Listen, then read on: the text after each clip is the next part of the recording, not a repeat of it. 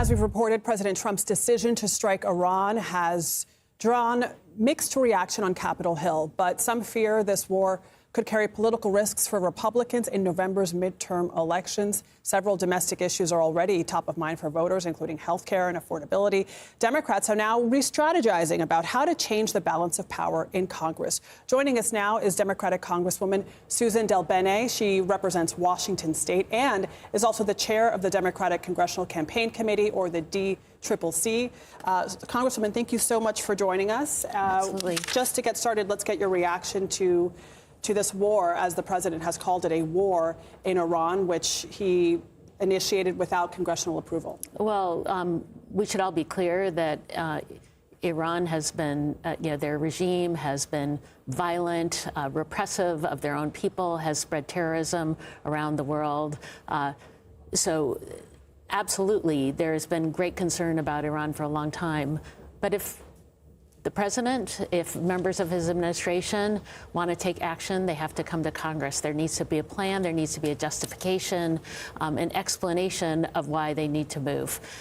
We've received none of that. And so these preemptive strikes that they have taken, we have no information of why, what was the sense of urgency, and they have no approval for Congress. In fact, the first briefing that I will get will be tomorrow afternoon, long after these strikes took place. 4 days in. The president has shown repeatedly that he's not interested in getting congressional approval for these kinds of actions. When the U.S. and Israel struck Iran in June, when we went after Maduro, Congress was not involved, nor did they approve. What can Congress do to be a limit on the executive branch, as was designed in the Constitution? Well, this is where Congress needs to stand up, and let's be clear, Republicans in Congress, who are in the majority in the House and the Senate, have been blindly loyal to the president. They refuse to do their jobs as members of Congress and stand up and take a vote on things that are critically important to our communities, to our country, and absolutely having a vote on authorization for use of military force is required, and we should be demanding that in a bipartisan way. But unfortunately, we have Republicans who, again, are just a rubber stamp for the president and refuse to stand up. We are absolutely going to stand up. Even some Democrats, though, are not on board with the War Powers resolution. How do you plan to... Well, what do you make of that as well? Well, I think actually, again, coming to Congress, asking for authorization, if folks want to support a particular action because a case has been made, then people can vote yes. But there needs to be a vote. There needs to be, the president needs to come to Congress requesting an authorization for use of military force. And then people, based on the information that's provided, can make their decision.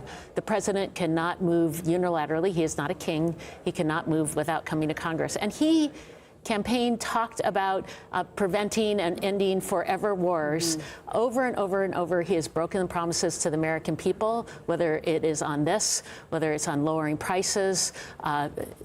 People across the country are outraged because they want a Congress that will stand up for them, and they're tired of broken promises. They want folks who are going to work for them and address the issues facing the American people. We don't know yet how long this war will drag on, if it will be a forever war. Pete Hegseth said clearly in no uncertain terms that this will not be that kind of a conflict. The president said it could go on several weeks. We'll see. We don't know. Republicans, though, are praising this action. We have some sound from them. Let's take a listen. President Trump's decision to launch this decisive action against Iran is the single most important decision of his presidency.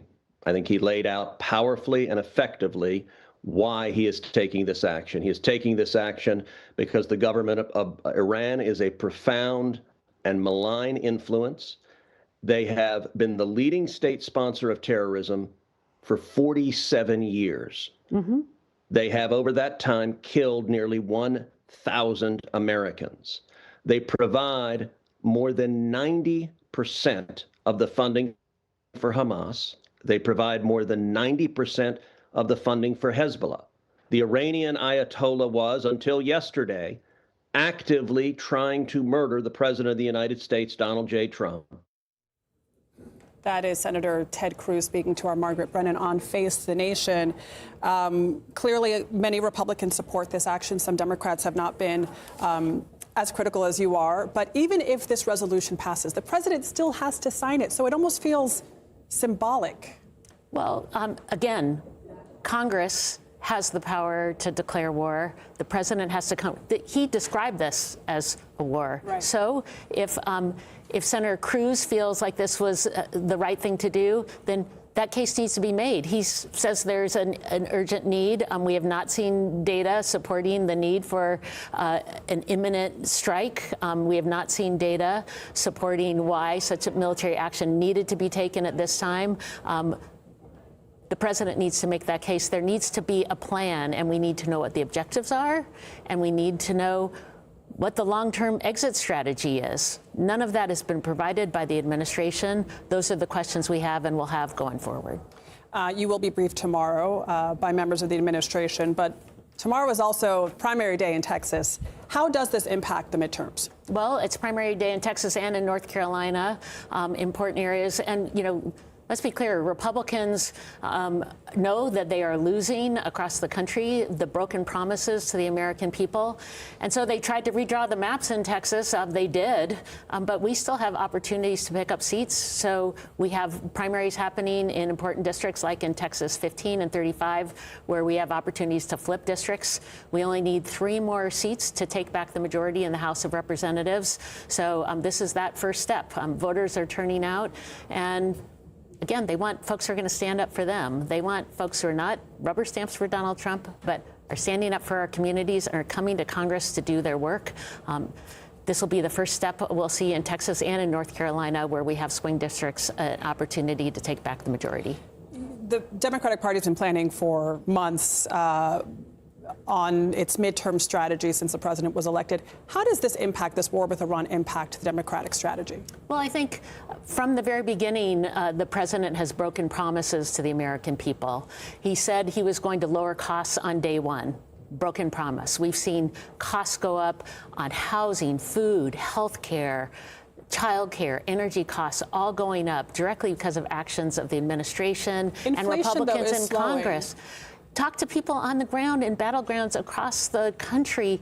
People are struggling to get by. Prices are going up. And so whatever the president says about, you know, how everything's great across the country, talk to people on the ground.